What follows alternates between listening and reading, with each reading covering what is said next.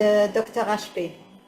Et aussi, en fin de séance, si quand on termine, bon, si on termine à l'heure, on pourrait, en plus du débat du professeur Sahraoui, aborder un autre petit débat par rapport aux autres communications. Merci. Professeur Zahraoui, vous êtes en plein écran, il y a ça. Merci. Donc, merci Madame Bouben. Donc, après ce qui a été exposé par mes consoeurs, moi, je vais vous présenter les modalités de prise en charge de l'arthrose. Donc, ma présentation sera structurée comme suit. Après un petit rappel sur les différentes armes thérapeutiques dont on dispose pour la prise en charge de l'arthrose. J'ai trois cas présentés par Madame Michid et Madame Benaziez. Donc, on commence pour la prise en charge de l'arthrose. Donc, elle répond d'abord à des principes généraux. Donc, il s'agit d'une prise en charge multidisciplinaire qui répond donc à un principe personnalisé. Donc, chaque patient n'est pas pris en charge comme un autre. Donc, suivant déjà les comorbidités, la douleur, le stade de l'arthrose et les objectifs de la prise en charge. Donc, en fait, vise à diminuer la douleur, améliorer la fonction articulaire, permettre le maintien de l'autonomie, ralentir la destruction articulaire quand c'est possible et enfin retarder une éventuelle prothèse. Et il faudrait que le patient soit réévalué de façon régulière. Donc, par rapport déjà à l'intensité de la nous permet de situer cette intensité et aussi par rapport au retentissement fonctionnel comme le périmètre de marche ou autre. Donc, la prise en charge de l'arthrose est axée sur deux principes fondamentaux qui sont les moyens non pharmacologiques et les moyens pharmacologiques qu'on va détailler tout de suite. Et en dernier recours, donc, le traitement chirurgical. Par rapport aux mesures non pharmacologiques qui sont donc indiquées en première intention pratiquement pour tous les patients. D'abord, il faut commencer par l'éducation thérapeutique des patients.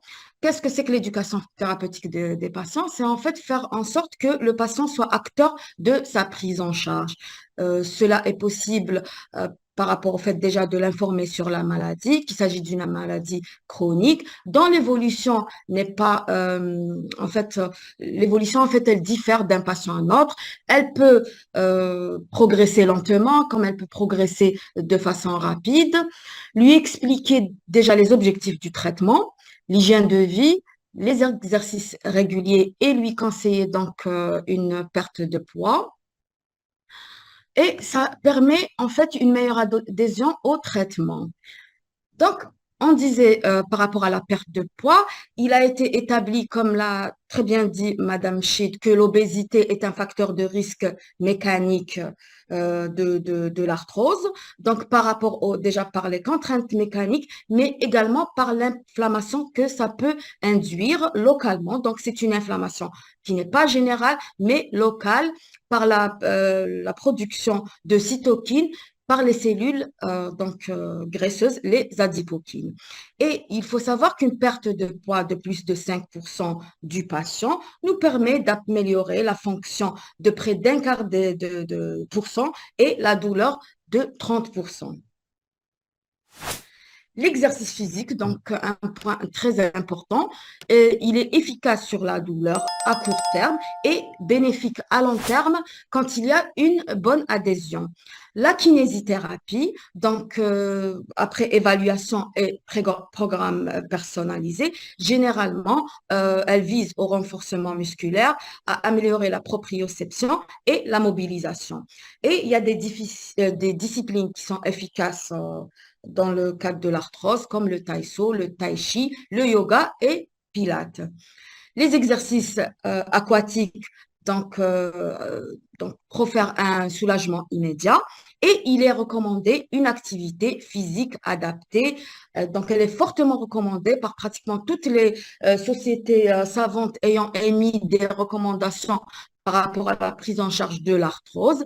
Et cette activité physique, donc, elle doit être adaptée au patient. Donc, on ne peut pas demander à un patient de 60 ans, plutôt un patient de 80 ans, de faire les mêmes activités qu'un patient de 60 ans. Donc, cette activité sera donc personnalisée selon les capacités du patient. Les aides techniques, bon, elles peuvent être proposées, elles sont utiles, comme le port de canne, qui est conseillé du côté opposé donc au genou douloureux, donc qui permet en fait de diminuer la charge sur le genou atteint. Et quand il y a une atteinte bilatérale, des aides à la marche sont donc proposés comme un déambulateur ou un cadre de marche. Les orthèses également. Les orthèses sont intéressantes, surtout lorsqu'il existe un trouble statique des membres inférieurs.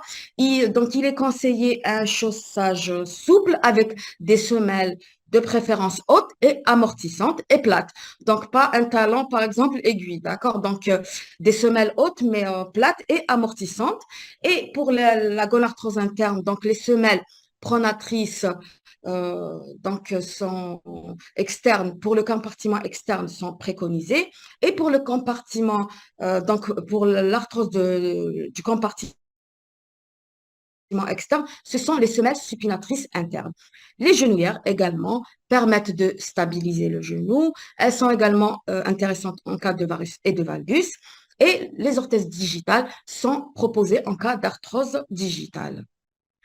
Après les mesures donc non pharmacologiques, il faut bien traiter la douleur de ces patients-là et pour ceci, on dispose de traitements par voie générale. Le paracétamol, alors le paracétamol, il faut savoir que son efficacité est modérée et discutée au cours de l'arthrose et il n'est pas dépourvu d'effets secondaires. Donc, il faudrait quand même une surveillance sur le plan hépatique. Les patients ont tendance à s'automédiquer. Parfois, ils tombent dans le surdosage. Donc, il faut faire attention au paracétamol et aussi par rapport à la prise au long cours. Donc, ce n'est pas un traitement de fond, c'est un traitement symptomatique qui doit être pris au cours, donc au moment de la douleur. Les anti-inflammatoires non stéroïdiens, en topique, donc bonne efficacité et très bonne tolérance. Donc, ce sont les traitements qui sont à privilégier. Pourquoi? Parce que donc ils ont l'action anti-inflammatoire qui est locale sans qu'il y ait les effets secondaires nombreux et parfois graves, comme vous le savez, des anti-inflammatoires non stéroïdiens. Les anti-inflammatoires non stéroïdiens par voie orale représente le traitement de première intention qui a prouvé son efficacité contre la douleur au cours de l'arthrose. Donc, je rappelle que ce sont des traitements symptomatiques qui agissent sur la douleur, mais il faudrait les prescrire en cure courte lors des poussées douloureuses et généralement quand il y a une insuffisance de réponse au paracétamol. Il faudrait utiliser la dose minimale efficace durant la durée la plus courte, on l'avait dit, et bien sûr, prendre en considération les comorbidités du patient et faire attention par rapport à une éventuelle insuffisance rénale, donc à des problèmes gastriques ou cardiovasculaires. Et il est conseillé de prescrire les COX-2 et d'associer un IPP s'il y a un risque gastro-intestinal et chez les sujets âgés. Les opiacés, ce sont donc les antalgiques paliers 2 et 3. Il faut savoir qu'ils sont réservés aux crises hyperalgiques et en cas de contre-indication des AINS, mais il faut faire attention chez les patients âgés, notamment parce qu'ils exposent à un risque de chute et de confusion. Les anti-arthrosiques symptomatiques à action lente. Donc, on dispose de la chondroïtine sulfate, de la glucosamine, des saponifiables d'avocat et de soja et de la diacéréine. Alors, leur effet, donc, ce sont des traitements qui ont été promus à une certaine période, mais actuellement, les différentes études ont donc objectivé que leur effet est minime et retardé et que leur pertinence sur le plan clinique est discutable. Donc, comme Madame Chid l'avait dit, Il n'existe pas de traitement pouvant freiner l'évolution structurale de l'arthrose. Donc, ces traitements-là ne représentent pas un traitement de fond de l'arthrose et ils sont dépourvus d'effets structurels. En fait, ils peuvent avoir un bénéfice individuel, donc c'est au cas par cas, et leur tolérance est très bonne. Ce sont malheureusement des produits non remboursés généralement cher. Et il faut savoir que pour la diacéréine, son rapport bénéfice-risque est plutôt défavorable. Pour les traitements locaux, donc les infiltrations de corticoïdes, elles permettent un soulagement rapide et elles sont utiles en cas de poussée dite d'arthrose. Il est conseillé en fait de ne pas dépasser 3 infiltrations par an par articulation et bien sûr tout en faisant attention chez les sujets diabétiques et hypertendus puisqu'il pourrait exister un faible passage systémique. Donc la viscosupplémentation, c'est les infiltrations à l'acide hyaluronique, donc sont proposées à un stade léger à modéré de l'arthrose. Bon, leur effet symptomatique reste quand même modeste, mais il est réel. Il permet d'avoir une épargne par rapport à la prescription des AINS et à la consommation des AINS chez les patients et ils permettent également de diminuer la douleur. Malheureusement, c'est également un traitement qui n'est pas remboursé par la sécurité sociale et que pas tous les patients peuvent se permettre. Il est conseillé un guidage échographique lorsqu'il est pratiqué, notamment en dehors de l'articulation du genou, parce qu'il faudrait savoir que ce sont des produits qui doivent être injectés en intra-articulaire strict. Et il faudrait aussi assécher l'articulation avant l'injection, donc une synovial test préalable aux corticoïdes. Il y a aussi un procédé qui est en vogue, si on peut dire ça comme ça actuellement, c'est l'injection de plasma riche en plaquettes. Il faudrait dire que ce procédé-là a montré des résultats très hétérogènes.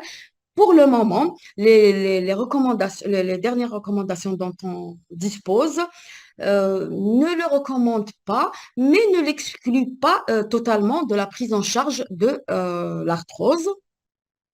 Et donc, je pense qu'il y a des études qui sont en cours et on verra plus clair par rapport à l'efficacité de ce procédé-là dans enfin, les années à venir.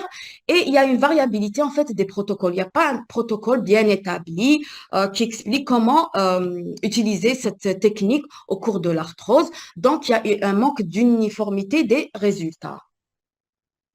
Le traitement chirurgical, donc dernier recours par rapport à la prise en charge de l'arthrose, il est indiqué donc en cas de retentissement fonctionnel important, malgré un traitement médical optimal. Donc, la décision de passer la main à nos collègues orthopédistes, elle n'est pas sur l'imagerie, donc elle n'est pas en rapport avec la sévérité de l'atteinte radiographique, mais plutôt sur le retentissement fonctionnel. Donc, la décision, elle est clinique. C'est quand il y a un retentissement fonctionnel important qu'on a recours à la chirurgie. Bon, dans la plupart des cas, il s'agit plus de prothèses totales du genou qui sont indiquées en cas de gonarthrose. Ces prothèses-là peuvent être totales ou unicompartimentales si l'atteinte est strictement unilatérale. Il est conseillé de reprendre la marche des J1 avec la rééducation pour éviter les flessons. Et la chirurgie aussi, elle s'adresse à certains cas particuliers, notamment toujours pour la gonarthrose, lorsqu'il existe donc des sujets jeunes, notamment des sujets jeunes, avec donc une déformation à type de varus et de valgus, où les ostéotomies peuvent corriger ce trouble-là et retarder en fait l'évolution de l'arthrose. Donc, après ce bref rappel, on va passer au traitement du premier cas présenté par professeur Michid, donc, qui a concerné cette dame âgée de 68 ans, diabétique hypertendue, avec un indice de masse corporelle à 30, qui présente une gonarthrose fémoro-tibiale. Alors, quel est le traitement de première intention à prescrire chez cette patiente? Donc, on va lui recommander une perte de poids, une immobilisation, On va prescrire le paracétamol, les anti-inflammatoires topiques, les anti-inflammatoires non stéroïdiens péros, les anti-arthrosiques à action lente, les orthèses ou la kinésithérapie. Alors, je pense que je rencontre le même problème que ma collègue, docteur Benaziez, par rapport au chat. Je ne sais pas si je peux avoir accès au chat. Donc, voir un petit peu les réponses des... bon, j'ai donné là. Donc là, je ne sais pas s'il y a des... Ah, voilà. Donc, j'arrive quand même à voir les réponses. Donc, j'ai une réponse qui parle de paracétamol, une autre réponse qui parle de la perte de poids, kinésithérapie et paracétamol initialement. Très bien.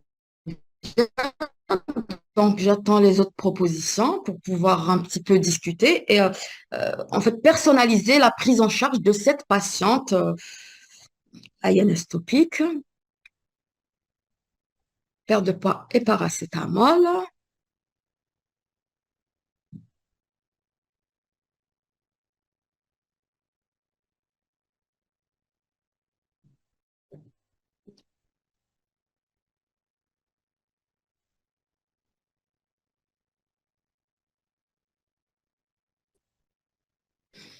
Voilà, pour le moment, j'ai pas d'autres réponses. Immobilisation, non. Très bien. Donc, mais en pratique, vu que la malade sont indisciplinés, on passe directement aux INS. Très bien. Alors, 1, 3, 4, 8. Parfait.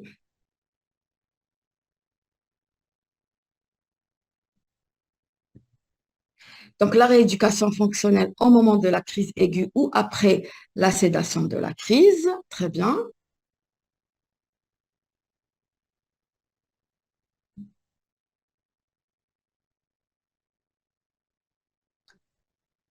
Donc, je vais passer à la réponse.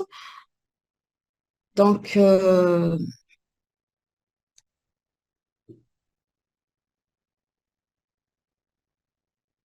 alors, je ne sais pas, il y a un souci, j'arrive pas à faire passer mes diapos. Voilà. Donc, chez cette patiente-là, qui est quand même dans une situation de surpoids à obèse. Donc, on va lui recommander fortement de perdre du poids. Et l'objectif, en fait, il faut se fixer un objectif. Il ne faut pas se contenter de dire aux patients, voilà, vous devrez maigrir et tout. Donc, il faut se dire, se fixer comme objectif avec notre patiente de perdre 5 à 10% du poids. D'accord? Donc, il est conseillé de perdre 5 à 10% du poids. Ceci donc, comme je vous l'ai dit tout à l'heure, donc la prise en charge, elle vise éventuellement à retarder l'évolution et il faut sensibiliser le patient par rapport à ça, qu'une perte de poids est égale à une perte de, de, de, de pression sur le genou et cela va conduire donc à un ralentissement un petit peu de l'évolution de cette arthrose-là. Donc, la perte de poids est très importante. Il faudrait insister là-dessus.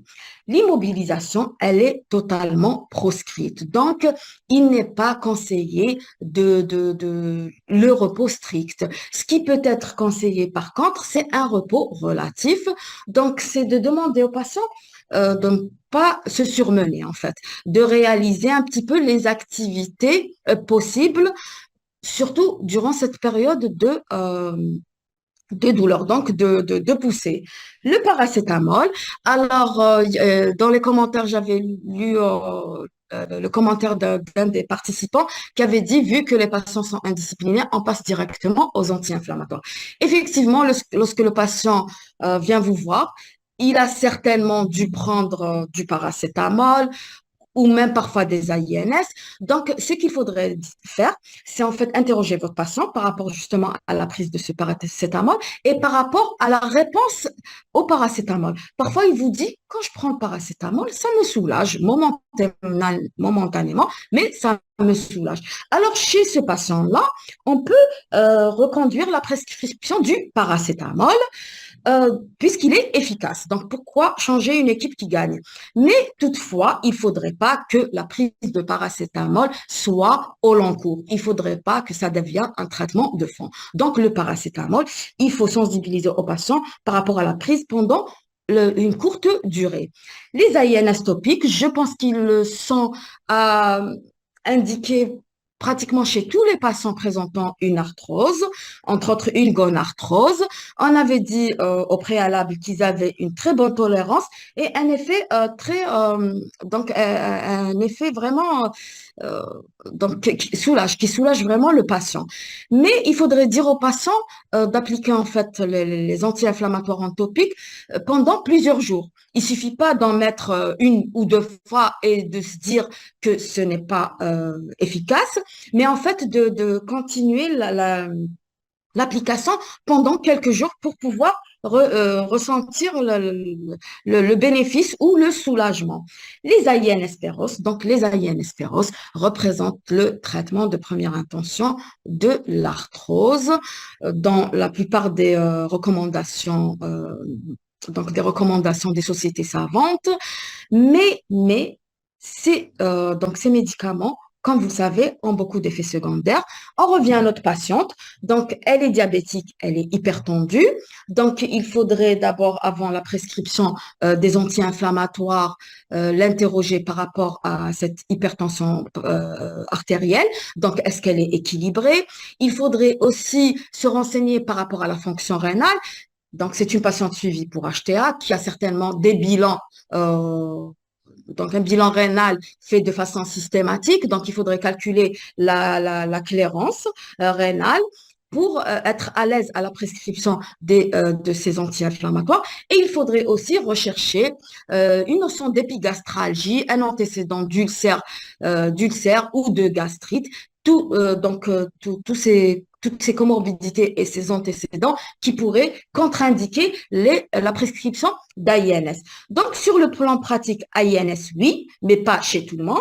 Si le paracétamol, donc pris de façon intermittente, et les AINS topiques marchent, donc il n'y a pas d'utilité à prescrire les anti-inflammatoires non stéroïdiens. Et avant, bien sûr, la prescription, il faut éliminer toute contre-indication. Les anti-arthrosiques symptomatiques à action lente, oui et non. Donc, pourquoi? Donc, ils sont... Pardon, pour les AINS Perros, Oui, oui, restons avec le généraliste, hein. Est-ce qu'ils d'accord. peuvent le faire? Est-ce Oui, qu'ils sont bien sûr. habitués de le faire? Oui, oui. Ils Est-ce peuvent qu'il y a eu prescrire, des ils peuvent... erreurs? Est-ce qu'il y a eu des erreurs? Est-ce que vous avez reçu en consultation euh, des Des messages erreurs que par... vous voudriez, voilà, des messages que vous voudriez passer à nos généralistes ici présents? Parfait. Donc, par rapport aux AINS Péros, oui, ils peuvent très bien être prescrits par le généraliste qui est capable de détecter les différentes contre-indications. Donc, ne jamais prescrire un AINS chez un sujet âgé avant de voir le bilan rénal, avant d'interroger par rapport aux antécédents, surtout gastro-intestinaux. Les erreurs, peut-être la prescription d'AINS par voie injectable.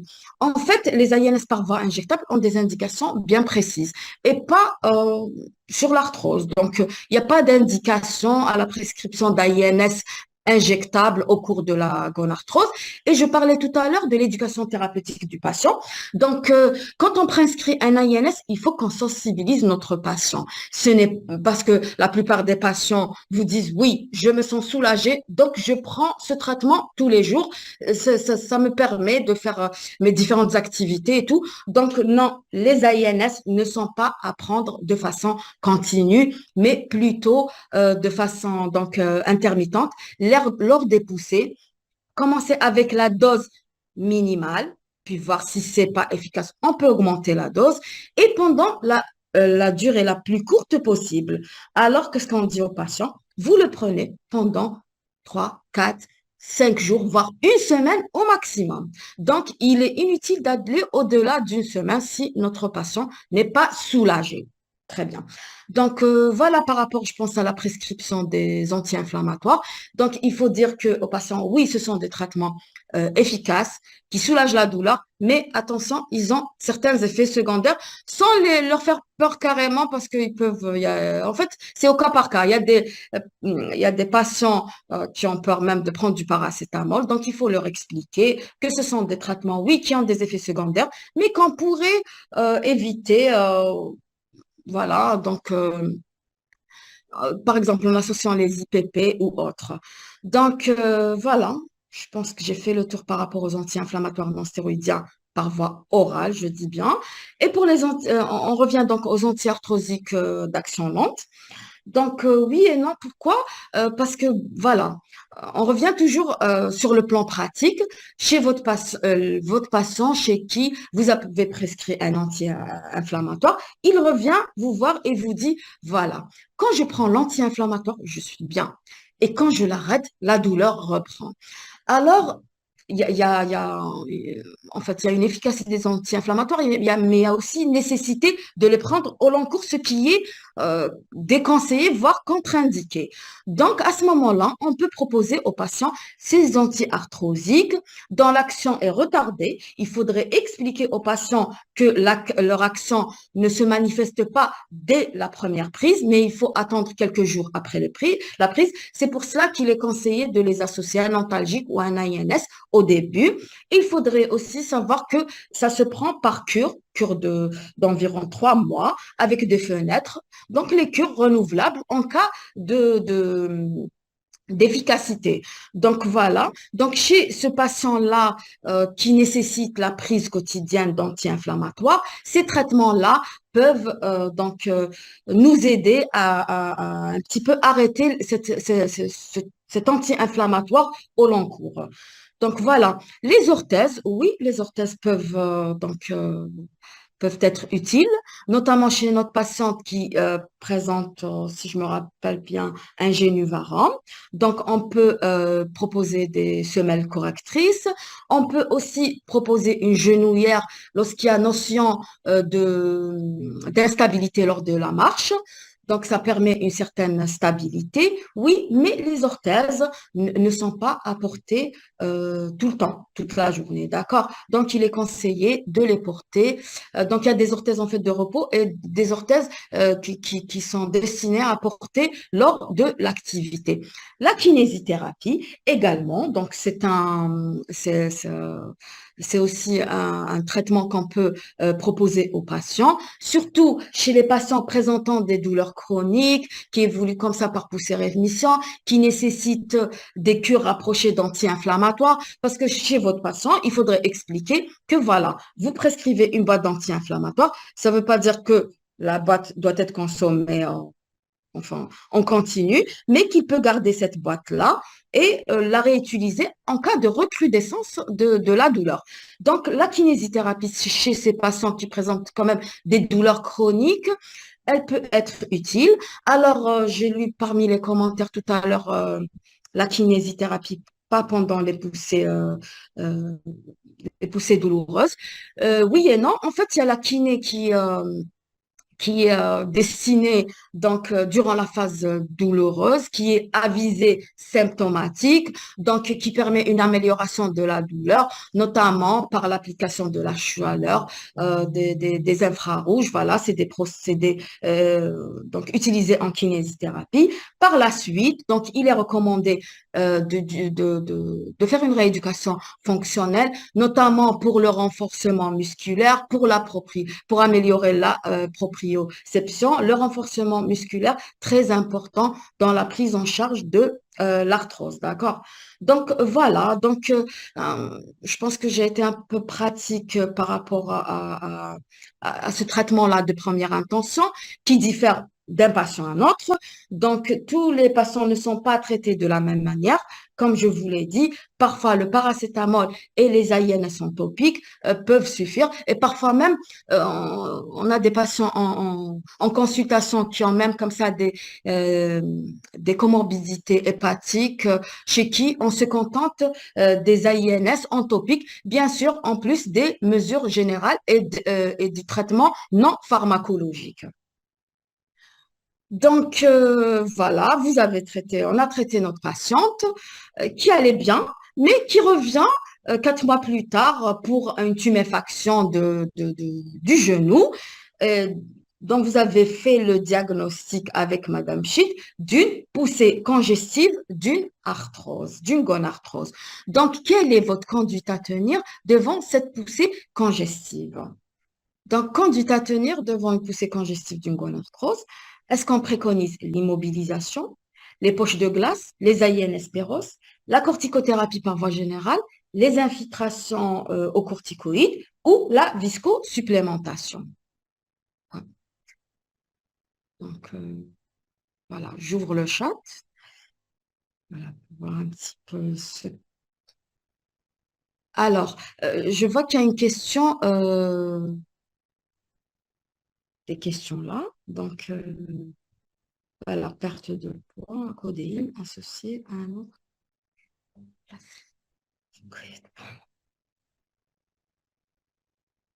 Alors, je vois certaines réponses là.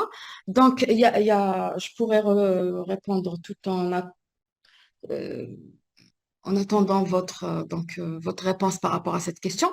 La codéine associée à un autre antalgique n'a pas de place. En fait, si, la codéine associée au paracétamol, donc peut être prescrit chez les patients, notamment en cas de contre-indication aux anti-inflammatoires par voie orale et de l'insuffisance de réponse du paracétamol associé aux AINS locaux, donc entopiques. Donc oui, la codéine, oui, mais toujours pas donc en longue durée, d'accord? Il faudrait pas que ça soit bien. À titre d'exemple, j'ai une patiente en consultation qui me dit chaque fois avant de dormir, je vais prendre un comprimé de paracétamol codéiné. Non, c'est pas l'attitude à prendre. Oui, ça, on peut le prescrire, mais toujours, ça reste des traitements symptomatiques et qui disent traitement symptomatique dit en cure courte, durant la poussée douloureuse. Oui, aussi la codéine a une place lorsque les douleurs sont importantes, donc on peut très bien les prescrire. Donc, il y a une autre voilà, il y a une autre question qui dit corticoïdes pendant une courte durée en cas de non-réponse aux INS. Non, pas de corticothérapie par voie générale pour une gonarthrose. Je reste dans mon cas de la dame qui présente une gonarthrose, donc pas d'indication de la corticothérapie. euh, pour le traitement de la gonarthrose, aussi bien donc par voie orale que par voie générale. Alors, anti-arthrosique symptomatique à action lente systématiquement, non.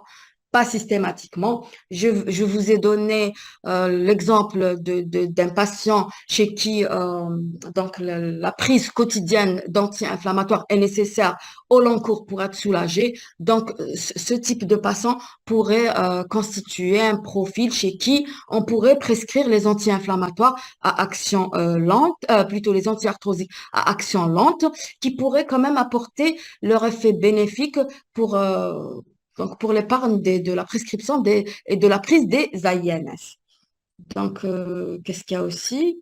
Ah, voilà. Donc, on passe aux réponses à la question. Poche de glace, infiltration, poche de glace et INS. Donc, 2, 3 et 5, pas d'infiltration. Poche de glace plus INS, péros et infiltration de corticoïdes. Poche de glace et infiltration, poche de glace INS, péros, infiltration, corticoïdes. Donc, 2, 3 et 5. Voilà. Donc, je vais donner les réponses. Voilà. Donc, devant cette poussée congestive de gonarthrose, donc avec l'épanchement, donc il n'est toujours pas recommandé d'immobiliser le membre. Qui dit immobiliser dit donc de ne pas bouger définitivement, mais plutôt il est recommandé un repos relatif, de ménager, notamment de ménager l'articulation durant cette poussée congestive. Oui, les poches de glace, oui, elles peuvent avoir un effet donc symptomatique. Donc, elles peuvent être prescrites à raison de 3 fois par jour pendant 15 à 20 minutes. Les anti-inflammatoires par voie orale, oui, effectivement. Si ça marche, pourquoi pas. Donc, on peut le prescrire. Ça peut parfois diminuer l'épanchement. La corticothérapie par voie générale, non, toujours pas d'indication. L'infiltration aux corticoïdes, en fait, constitue euh, le traitement de la situation de poussée congestive. Généralement, tous les patients présentant une poussée congestive bénéficient d'une infiltration aux corticoïdes. Cette infiltration, bien sûr, doit être réalisée dans des conditions d'asepsie rigoureuses par par un praticien expérimenté. Et cette infiltration, généralement, son effet est très rapide. Donc, on ressent le soulagement au bout de quelques jours après l'infiltration. Il est recommandé une certaine immobilisation de l'articulation au décours de l'infiltration, bien sûr, dans les 48 heures qui suivent l'infiltration, et quel que soit le site, en fait, hein, pas seulement au niveau du genou. L'infiltration aux corticoïdes peut être renouvelée en cas d'échec. Notamment, bon, l'infiltration, elle se fait avec le diprostane. Donc, on dispose du dipronate à notre niveau, qui est un générique du diprostane. Et s'il existe un échec à l'infiltration au diprostane, on peut proposer une infiltration à l'hexacétonide de triamcinolone, qui est l'hexatrione, qui est un corticoïde plus puissant. Et les infiltrations donc aux corticoïdes, généralement, on évite de faire plus de 3 dans la même articulation. La viscosupplémentation, pas totalement contre-indiquée, mais pas tout de suite. Pas en cas de pas dans le cadre d'une poussée congestive. On avait dit que l'acide hyaluronique était donc indiqué sur un genou sec. Donc, si votre malade on revient toujours à notre malade. Si elle, en fait, durant sa prise en charge, elle nécessitait la prescription fréquente d'AINS, chez cette patiente-là, on peut également proposer la viscosupplémentation, mais pas durant la poussée congestive. Il faudrait d'abord assécher l'articulation, donc injecter un corticoïde local, attendre quelques semaines, voir si le genou donc s'est asséché, s'il n'y a plus d'épanchement, à ce moment-là, on peut pratiquer une viscosupplémentation. Donc, voilà par rapport au traitement du premier cas. Donc là, je suis en train, juste, je vais jeter un coup d'œil s'il y a des commentaires par rapport à là. S'il vous plaît, pour les patients sous Syntran, on passe aux opiacés ou aux corticoïdes. Oui, alors chez les patients sous Syntran, généralement, on passe aux opioïdes. On peut prescrire du paracétamol associé à la codéine tout en faisant attention. Comme je vous l'ai dit, la corticothérapie n'a pas d'indication au cours de la gonarthrose. Et donc, et chez ces patients-là sous Syntran, si cela nécessite une infiltration, il faudrait faire attention. Euh, bon, quand il y a un risque hémorragique important, on arrête le Syntran, on l'adresse chez le cardiologue qui va mettre du Lovenox et qui va, voilà, du Lovenox qui va, et à ce moment-là, on pourra infiltrer tranquillement. Si son INR est n'est pas bon. À ce moment-là, donc plutôt si l'INR est bon, à ce moment-là, on peut, s'il s'agit d'une grosse articulation facile à infiltrer, ou enfin l'épanchement est de grande abondance, ou les repères anatomiques sont bien visibles, à ce moment-là, on peut, bien sûr, le professionnel peut tenter une infiltration sans l'arrêt du Syntran, mais en demandant quand même l'INR avant, d'accord? Et si vous avez un doute ou vous avez peur, il ne faut pas hésiter à adresser votre patient au cardiologue qui va arrêter le Syntran et donc prescrire du Lovenox. Et à ce moment-là, vous pouvez infiltrer en toute tranquillité votre patient sous Syntran qui nécessite donc une infiltration en cas de poussée congestive. Est-ce qu'on peut infiltrer les corticoïdes locaux chez les diabétiques? Oui, si le diabète est équilibré et qu'il n'y a pas d'infection au moment où euh, vous avez, enfin, vous allez faire le geste, à ce moment-là, les infiltrations sont pratiquées chez les diabétiques. Je vous ai dit en cas de diabète équilibré, puisqu'il pourrait y avoir un faible passage systémique qui va encore déséquilibrer ce diabète. La place de la ponction, la place alors de la ponction Il y a la réponse évacuatrice. juste en bas. Pardon? Je crois qu'il y a la réponse juste en bas. Ah, d'accord. Risque Alors, la hémorragique. risque hémorragique minime sur genou, oui. Effectivement, sur genou, risque hémorragique minime, je l'avais dit. Donc, si votre patient est, son INR est équilibré, donc que les repères sont évident, à ce moment-là, on peut effectuer notre infiltration. Alors, la place de la ponction évacuatrice. Oui, déjà, la ponction, vous l'avez effectuée au préalable avec Madame Chid pour l'étude du liquide. Donc, s'il reste encore du liquide, avant d'injecter, on doit toujours retirer le maximum de liquide. Vous voyez, donc, la ponction, oui, elle doit se faire systématiquement. Donc, voilà. Je pense qu'on a fini avec le cas de la gonarthrose. Donc, on passe au... Après, si vous avez des questions, ils sont les bienvenus. Elles sont les bienvenues, plutôt. Donc, je vais passer au deuxième cas, qui est celui de l'arthrose digitale, euh, que présente notre patiente âgée de 75 ans, donc, qui est obèse. Voilà.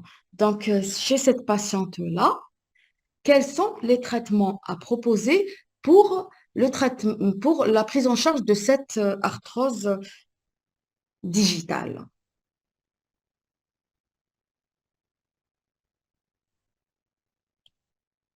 Voilà, donc j'attends vos commentaires. Le traitement de l'arthrose digitale.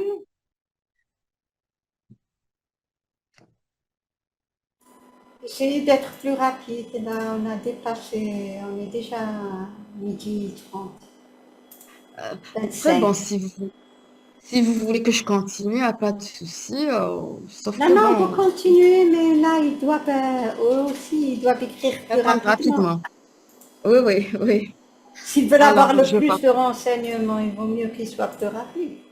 Exactement. Et comme ça, on pourra discuter en fait toutes leurs propositions. Alors, Vous avez le paracétamol à INS, voilà, INS 1, 2 et 5. Voilà. le cas clinique. Alors, le cas clinique, ben, je ne sais pas comment je vais y retourner. Bon, je vais essayer d'y retourner. Donc, c'est une patiente âgée de 75 ans qui présente des déformations au niveau des mains que Madame Chid avait proposé. Mais en fait, il s'agit d'une arthrose digitale. Donc, c'est une patiente qui présente une arthrose destructrice digitale. Voilà. C'est ça le cas clinique. Elle est âgée de 75 ans et elle a un indice de masse corporelle à 35, si je me rappelle bien. Donc voilà. Paracétamol, corticoïde et anti-arthrosique, AINS, même orthèse. Donc voilà, donc les réponses elles sont un peu voilà, variables. Donc on passe à la réponse et à la discussion des différentes propositions. Voilà. Je ne sais pas, il y a un souci, j'arrive pas à faire passer les diapos.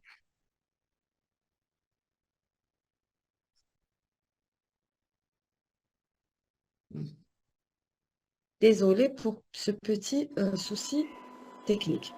Donc, je reviens à... Voilà. Donc, là aussi, par rapport au traitement qu'on propose à cette patiente-là, il est toujours conseillé de perdre du poids, même si il n'y a aucun bénéfice sur le plan contrainte. Je dis bien aucun bénéfice sur le plan contrainte, puisque les articulations de main, ce ne sont pas des articulations portantes, mais on l'avait dit tout à l'heure que l'obésité jouait aussi un rôle via les adipokines, notamment par la sécrétion de cytokines pro-inflammatoires qui pourraient favoriser une petite inflammation locale au site de l'arthrose. Donc, l'immobilisation, non, elle n'est pas recommandée, toujours. Donc, en fait, on a souvent dit que voilà, les douleurs sont dues donc à l'activité. Et à ce moment-là, pour arrêter les douleurs, il faut arrêter l'activité. Non, l'activité, il faut juste adapter l'activité. Donc, l'immobilisation est proscrite dans tous les cas. Le paracétamol, oui, on peut le prescrire, mais toujours son efficacité reste incertaine. Les AINS topiques. Alors, les AINS topiques, très intéressants en cas d'arthrose digitale. Toutefois, donc les dernières des recommandations récentes, ont apporté qu'il faudrait quand même que l'application soit à 4 fois par jour. Donc, l'application du diclofénac en topique 4 fois par jour permet quand même un très bon résultat par rapport à l'arthrose digitale. Donc, il faudrait dire à vos patients d'appliquer notamment le diclofénac, puisque l'étude a été faite avec le diclofénac. Donc, on a le Voltaren, on a beaucoup de génériques de diclofénac AINS. Donc, il faudrait que ça soit appliqué quand même 4 fois par jour. C'est pour ça que l'effet était modeste auparavant, parce qu'en fait, il y a un sous-dosage. Il faudrait arriver jusqu'à 4 applications par jour. Les AINS péros, oui, peuvent être prescrits et sont efficaces. Là, je ne vais pas reprendre par rapport aux contre-indications, par rapport, oui, il s'agit d'une personne âgée, il faut faire attention, il faut vérifier la fonction rénale, l'état de l'estomac avant bien sûr leur prescription et les comorbidités. Alors, pour la corticothérapie par voie générale, autant pour la gonarthrose, je ne cessais de répéter que la corticothérapie par voie générale n'avait qu'une indication. Alors, pour l'arthrose digitale, en cas de poussée inflammatoire, parce que parfois on peut avoir une poussée inflammatoire d'arthrose digitale, à ce moment-là, la corticothérapie par voie générale, bien sûr, euh, à une petite dose, donc il est recommandé de prescrire 10 milligrammes, mais vraiment durant une courte durée. Et il faut faire attention au risque de dépendance avec la corticothérapie, comme vous savez, donc qui peut entraîner un risque de dépendance. Il ne faut pas arriver à ce stade de dépendance parce que ce sont également des traitements qui ne sont pas dépourvus d'effets secondaires, parfois graves. Les anti-arthrosiques d'action lente, alors, pour l'arthrose digitale, il y a la chondroïtine. Il y a une étude qui a été menée avec la chondroïtine qui a rapporté une certaine efficacité. Donc, oui, on peut prescrire la chondroïtine. Et voilà, donc on peut prescrire la chondroïtine chez les patients présentant une arthrose digitale, toujours bon, en expliquant au malade l'effet retardé et en cure de 3 mois renouvelable. Donc, pas au long cours aussi. Hein. On les prescrit pendant 3 mois. Ensuite, on fait une fenêtre. Si votre malade est bien pendant 6 mois, donc il y a pas nécessité de reconduire les anti-arthrosiques. Hein. Ça reste toujours symptomatique, comme je l'ai dit tout à l'heure.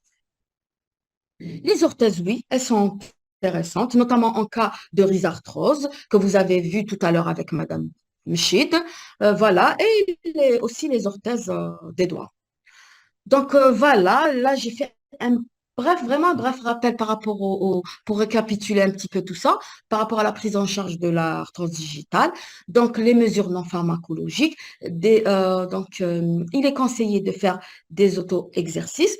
Donc par rapport à je reviens à la kinésithérapie, je vous ai dit qu'elle était utile, utile déjà pendant les séances, mais aussi par la suite, parce qu'il faudrait toujours expliquer au patient que ce qu'il fait avec le kinésithérapeute, il peut le reproduire chez lui. Donc, faire une auto-rééducation fonctionnelle, d'accord?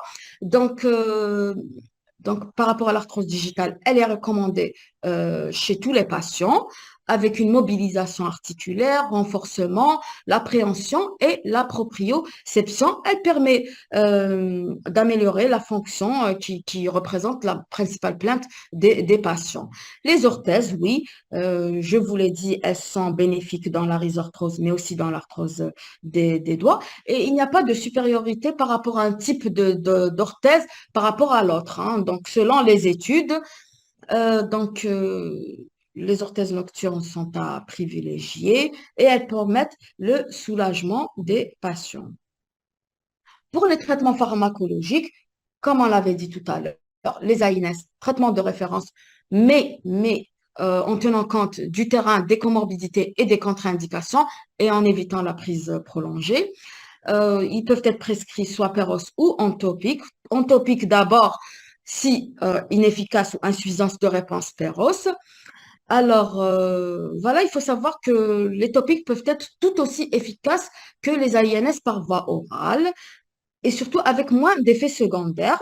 Je vous ai parlé tout à l'heure de l'étude qui a démontré que le diclofénac 4 fois par jour, bien sûr en application locale, était très efficace. Corticoïdes oraux, oui, comme je vous l'ai dit, mais dans les formes très inflammatoires, à la dose de 10 mg pendant la durée la plus courte possible et faire attention au risque de corticodépendance. La chondroïtine sulfate a été proposée à visée symptomatique. Donc, elle permet d'avoir un effet sur la douleur, mais également sur la fonction. Mais on ne cesse de répéter, il n'y a pas d'effet structural. Et comme je vous l'ai dit, cure de 3 mois renouvelable. Les infiltrations, alors les infiltrations aux corticoïdes donc bon, sont indiquées pour les interphalangiennes quand il y a une poussée inflammatoire, mais il faudrait savoir qu'il ne faudrait pas injecter toute l'ampoule ou toute la seringue, hein. Ce sont des petites doses qu'on injecte. La rhizarthrose, alors l'infiltration de la rhizarthrose, elle est pratiquée donc elle est indiquée en pratique courante. Elle est pratiquée aussi assez souvent quand rien ne marche. Euh, Parfois, bon, par rapport à un petit peu notre expérience quotidienne, elle peut être efficace, mais des études n'ont pas rapporté cette efficacité, donc elle serait inefficace selon certaines études. Toutefois, pratiquée en pratique courante, hein. On passe au dernier cas, qui est celui de la cervicarthrose commune, de notre patient âgé de 50 ans, chauffeur, euh, voilà, qui présentait des douleurs cervicales mécaniques, mais sans complications. À ce moment-là, pour la prise en charge, donc je préfère faire un petit rappel. Ensuite, on va discuter de la prise en charge de ce patient-là. Donc, la prise en charge de l'arthrose cervicale, elle fait toujours appel aux mesures non pharmacologiques, l'éducation du patient. Donc, oui, tout en leur assurant et expliquer les bons gestes, donc éviter les flexions prolongées et les mouvements brusques du cou, la rééducation fonctionnelle, notamment avec une mobilisation douce cervicale, un renforcement des muscles paravertébraux, un travail postural et proprioceptif sera également réalisé et les techniques antalgiques comme la chaleur, les massages. Alors, il faut savoir que pour l'arthrose du genou, bon, les massages ne sont pas conseillés. Par contre, en cas d'arthrose cervicale, les massages pourraient avoir leur effet, toujours dans le cadre de la prise en charge de l'arthrose durant sa phase douloureuse, hein, où la rééducation est orientée à visée antalgique. Donc voilà, l'application de chaleur et les massages pourraient avoir un effet en cas d'arthrose cervicale. L'hygiène de vie, bien sûr. Donc, elle est très recommandée en cas d'arthrose cervicale. Donc, toujours avec conservation d'une activité physique régulière, une perte pondérale dans tous les cas. Et il est également conseillé un aménagement du poste de travail quand cela est possible. Le collier cervical. Alors, pour le collier cervical, c'est le collier souple qui est indiqué, mais son usage doit être de très courte durée, donc uniquement lors des poussées douloureuses, intenses, donc puisqu'il peut être source de raideur, donc il n'est pas conseillé d'utiliser le collier en cas d'arthrose cervicale, sauf en cas de poussée très intense, et ça se limite à quelques heures par jour, donc il n'est pas apporté donc 24 heures sur 24. Le traitement pharmacologique, toujours les antalgiques, donc pour paracétamol, en première intention, oui et non. Ça marche, oui, en première intention, mais quand ça ne marche pas, on passe bien sûr aux AINS et éviter l'utilisation prolongée des opioïdes faibles. On l'avait dit tout à l'heure que ces antalgiques de palier 2 peuvent être prescrits, mais durant une courte durée. Les anti-inflammatoires, en cas de poussée douloureuse, inflammatoire, bien sûr, en tenant compte des comorbidités.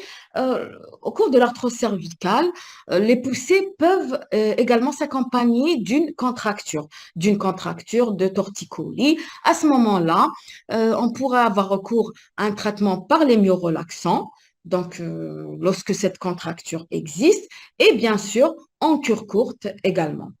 Les infiltrations, alors les infiltrations, elles sont indiquées si il y a une douleur radiculaire persistante malgré un traitement médical bien conduit.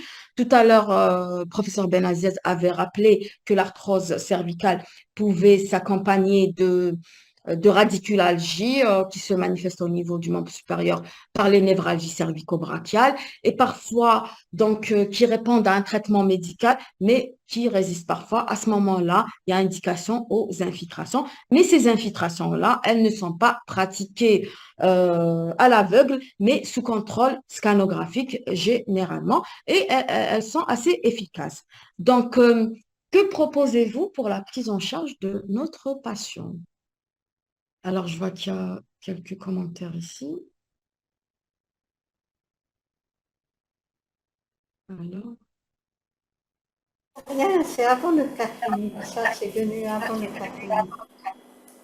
Avant bien. le... Oui. Alors, vous répondez? Alors, je vois qu'il y a quelqu'un qui m'a fait une petite réflexion par rapport aux orthèses au niveau des mains, c'est pas possible. Si c'est possible, tout à l'heure j'ai montré quelques photos pour la rhizarthrose et pour aussi l'arthrose des doigts. Euh, Et j'avais dit que ce sont des orthèses nocturnes. Donc, effectivement, qu'on ne peut pas porter lorsqu'on est en activité, mais la nuit, c'est tout à fait possible de les porter. Il y a des orthèses donc spéciales pour l'arthrose du pouce, la rhizarthrose, et des arthroses pour... j'avais montré tout à l'heure lorsque j'ai exposé quelques photos. Alors, il y a un, 3, 8. Ici, les corticoïdes sont indiqués. Anti-inflammatoire stéroïdien plus anti-inflammatoire non stéroïdien. Alors, il y a une question qui parle d'anti-inflammatoire stéroïdien plus AINS, je pense par rapport à l'arthrose digitale. Donc, quand j'ai parlé des traitements, on ne les associe pas forcément. D'accord? Et par rapport à l'arthrose digitale, donc on ne prescrit pas d'emblée la corticothérapie. Je vous ai dit que si le paracétamol et l'AINS local marchent, ben, on va rester là. Après, si cela ne marche pas, on peut passer aux AINS par voie orale. Et si ça ne marche pas ou s'il y a contre-indication, c'est à ce moment-là qu'on peut avoir recours à la corticothérapie. Voilà, donc toutes les propositions que j'ai données là, je ne sens pas à associer forcément. D'accord? Donc, l'intérêt de l'utilisation des ceintures chauffantes en cas de crise. Donc, voilà, les ceintures chauffantes en cas de crise. On avait parlé tout à l'heure en cas de crise, du port du collier cervical. qui peut se faire quelques heures par jour pendant quelques jours, et aussi de l'application de la chaleur aussi, qui peut être bénéfique. Donc oui, pourquoi pas l'utilisation de ceintures chauffantes, bien sûr quelques heures par jour, pendant quelques jours seulement, peut avoir un effet au cours de l'arthrose cervicale. Donc, il y a aussi une autre question. Il y a des myorelaxants à action périphérique, à autre action vraiment.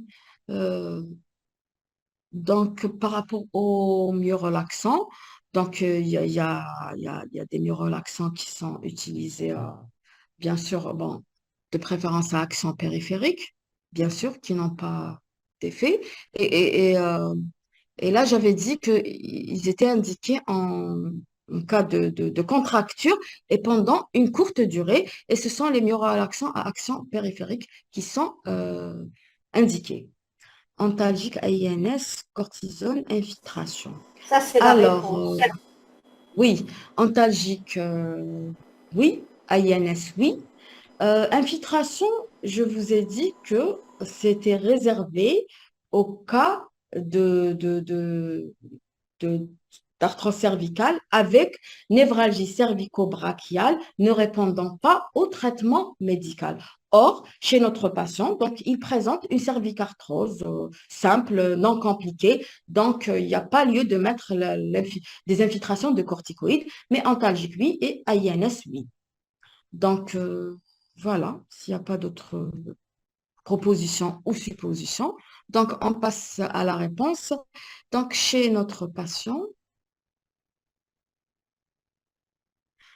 chez notre patient, bien sûr, l'éducation thérapeutique, l'hygiène de vie, on va tenter un aménagement du poste de travail si cela est possible.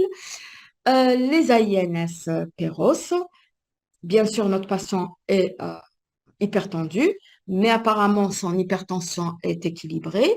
Les AINS, bien sûr, on commence par les AINS entopiques, ensuite on passe aux AINS Péros. Et les antalgiques, le paracétamol peut être proposé avec un AINS en local. Et si ça ne marche pas, si ça ne marche pas, ou si la douleur est intense, ou s'il y a contre-indication aux AINS Péros, à ce moment-là, on peut proposer des antalgiques palier 2. Donc voilà comment on traitera notre patient qui présente une cervicarthrose. On peut éventuellement aussi l'orienter en kinésithérapie, qui est aussi un volet à ne pas euh, négliger dans la prise en charge de l'arthrose parce que ça a des effets vraiment bénéfiques, notamment sur le plan fonctionnel. Donc, je vois qu'il y a deux questions. Euh, alors, antalgique. Voilà, en cas de névralgie, c'est quoi le traitement? Alors, pour la névralgie cervico-brachiale, donc ce sont des radiculalgies. Qui dit radiculalgie dit douleur suivant le trajet d'une racine nerveuse qui peut être ressentie sous forme de douleur neuropathique, donc à type de paresthésie, fourmillement, engourdissement, donc qui suit le trajet selon la racine atteinte. Alors, quel est le traitement en cas de névralgie? À ce moment-là, on commence donc par un traitement symptomatique. Déjà, l'hygiène de vie, très très important, très intéressant. Euh, Par rapport au traitement médical, donc les anti-inflammatoires sont également proposés, les anti-inflammatoires non stéroïdiens. Euh, on pourra associer aussi des médicaments qui auraient un effet sur la douleur neuropathique si la composante neuropathique est au premier plan. S'il est vraiment gêné par la sensation de fourmillement, d'engourdissement, de picotement, à ce moment-là, on peut éventuellement prescrire la gabapentine donc, tout en, voilà, en tenant compte donc, du terrain et en prescrivant à- à la dose minimale efficace. Recours à la prégabaline vraiment quand rien ne marche. On peut aussi, puisqu'il s'agit de radiculalgie, de proposer euh, une cure courte de corticoïdes injectables, donc à la dose de 40 à 60 mg par jour pendant 3 à 5 jours. Mais voilà, donc par analogie à la prise en charge des sciatiques et des radiculalgies des membres inférieurs aussi, où on peut prescrire la corticothérapie par voie injectable, vraiment, mais qui ne dépasse pas 5 jours. Les AINS, donc aussi injectables, peuvent être essayés dans ce cas-là. Euh, voilà. Et alors, qu'est-ce que je disais? Voilà, donc par rapport au traitement de la névralgie cervico-brachiale, donc on a fait le tour. Est-ce que la vitamine B1, B6 a sa place dans le traitement de toutes les formes d'arthrose? B1, B6, généralement, elle est prescrite quand il y a une douleur neuropathique associée, notamment le cas dont on vient de parler, de névralgie cervico-brachiale.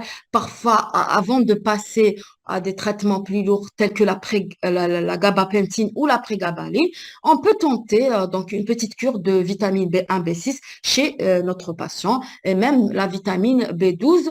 Mais dans l'arthrose, non, il n'y a pas une arthrose non compliquée de radiculalgie et de douleurs neuropathiques. Donc, il n'y a pas, la vitamine B1, B6 ne trouve pas sa place. Alors, j'avais lu aussi une autre. Peut-on prescrire des anti-arthrosiques à action lente dans la cervicarthrose? Non, les anti-arthrosiques à action lente n'ont aucun effet sur l'arthrose rachidienne, notamment cervicale. Donc, voilà. Donc, les anti-arthrosiques, on peut les proposer dans euh, plutôt la gonarthrose, la chondroïtine au cours de l'arthrose digitale, mais l'arthrose rachidienne, il n'y a pas de place des anti-arthrosiques à action lente. Alors, il y a pas, je vois qu'il n'y a pas d'autres questions. Et je pense qu'on a fait le tour. Alors, Je pense qu'on a fait le tour et que même les voilà. gens, je pense que c'est Vitamine vrai. D. Alors, j'ai une autre C'est la question qui parle dernière de vitamine. question, hein. Parfait. Alors, j'ai une autre question qui parle de la vitamine D. Alors, vitamine D et arthrose. Donc, vitamine D, elle est recommandée chez les patients. On peut supplémenter les patients de plus de 65 ans systématiquement. Les patients de moins de 65 ans après avoir réalisé un, un dosage. Donc, oui, la vitamine D, oui, oui. Vous savez, elle est ubiquitaire. Donc, elle a des récepteurs un peu partout. Euh, donc, voilà. Oui, mais sans attendre qu'il y ait vraiment un effet. Oui, la vitamine D, elle est intéressante chez ce terrain de personnes âgées, souvent déficitaires en vitamine D, mais qui n'auraient pas d'action sur l'arthrose. Voilà. Après, j'ai une autre question, si vous le permettez, Madame Bougum. Ça va être très rapide. Alors, comment on différencie entre fourmillement d'origine cardiaque et arthrosique? Bon, là, l'urgence, elle est claire. Il faudrait, chez votre patient, éliminer tout ce qui est cardiaque.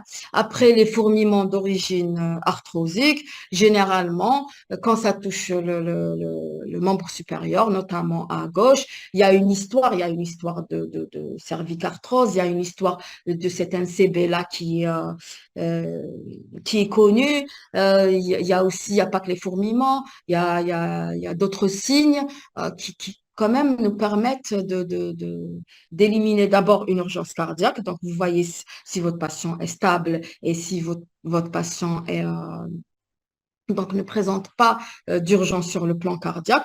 À ce moment-là, oui, on peut attribuer les fourmillements à l'atteinte radiculaire due à l'arthrose cervicale et on peut traiter, comme on l'avait dit. Mais avant tout, l'urgence prime. Donc, il faut faire un examen cardiovasculaire pour éliminer cette urgence-là. Voilà. Professeur, on arrête ici, hein. On arrête ici, Parfait. on est obligé. On Parfait. vous remercie énormément. Vous êtes patiente. Il n'y a pas de Saha. souci. Merci Il n'y à a tout pas le de monde. souci. On aura Ce fut d'autres un plaisir. occasions. Donc, le partage était vraiment intéressant et voilà. Merci beaucoup. Merci, Madame Gougem. Pour les Merci à communications, voyez l'assistance. avec Mchid, vous résumez, vous m'envoyez et je vais l'envoyer à tout le Parfait. monde de la prochaine formation pour les généralistes. Parfait. Il n'y a pas de souci, Madame Gougem. Merci. Saha. Merci à Merci vous. beaucoup. Au Merci. revoir. Bon Allez, au week-end. revoir. Au revoir. Également, au revoir. Au revoir.